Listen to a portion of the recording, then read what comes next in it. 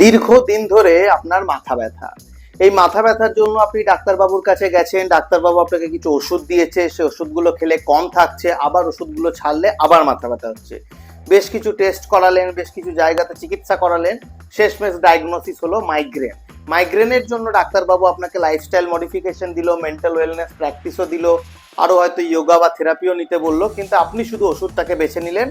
কিংবা অনেক সময় আপনি আপনার মাথা ব্যথার কারণটা বা আপনার যে সমস্যাগুলো আছে সেগুলো নিজেই বুঝতে না পেরে ডাক্তারবাবুকে বলতে পারেন না বলে ডাক্তারবাবু অনেক সময় মেন্টাল হেলথের অ্যাঙ্গেলটা বুঝতে পারেন না বা দেখতে পারেন না। তখন সেটা শুধু নিউরোলজিক্যাল কারণ বা মাইগ্রেন হিসেবে ডায়াগনোসিস থাকে এবং কিছু ওষুধ মাসিক বা কিছু ব্যথা হলে এসওএস ভাবে আপনাকে খেতে হয়। কিন্তু এই মাইগ্রেন আপনি কিছুতেই কমাতে পারেন না বা মাথা ব্যথা কমাতে পারেন না। কোনো সময় মাথার সামনের দিকটা, এক পাশটা, অনেক সময় পেছন দিকটা বা গোটা মাথাতেই আপনার ব্যথা হচ্ছে, এবং যখন ব্যথা হচ্ছে তখন সেই যন্ত্রণা সহ্য করা খুবই কষ্টকর, ডেইলি লাইফে কাজও করা যায় না, ইত্যাদি ইত্যাদি। কিন্তু অনেক সময় মেন্টাল হেলথ কন্ডিশনের জন্য, মানসিক কোনো আন্ডারলাইন কজের জন্য বা মেন্টাল ওয়েলনেস ভালো না থাকার জন্য এই মাইগ্রেন ট্রিগার হতে পারে। বলছি না যে আপনার মাইগ্রেন নেই, কিন্তু এই মাইগ্রেনটা হয়তো ট্রিগার হচ্ছে আপনার মেন্টাল হেলথের জন্য।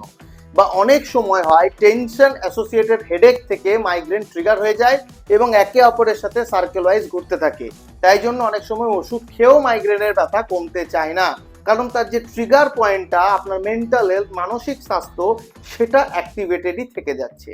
তাই দীর্ঘকালীন মাথা ব্যথা শুধুমাত্র মাইগ্রেন ভেবে বা মাইগ্রেন বলে মিসডায়াগনোসিস করে কিংবা ট্রিগারটাকে সঠিকভাবে উপলব্ধ না করতে পেরে যদি ভুগছেন, তাহলে অবশ্যই একজন মেন্টাল হেলথ এক্সপার্টের সাথে যোগাযোগ করুন। সে আপনাকে প্রপার গাইড করতে পারবে এবং এই মাথা ব্যথা থেকে, মাথা যন্ত্রণা থেকে আপনাকে 100% মুক্তি দিতে পারবে।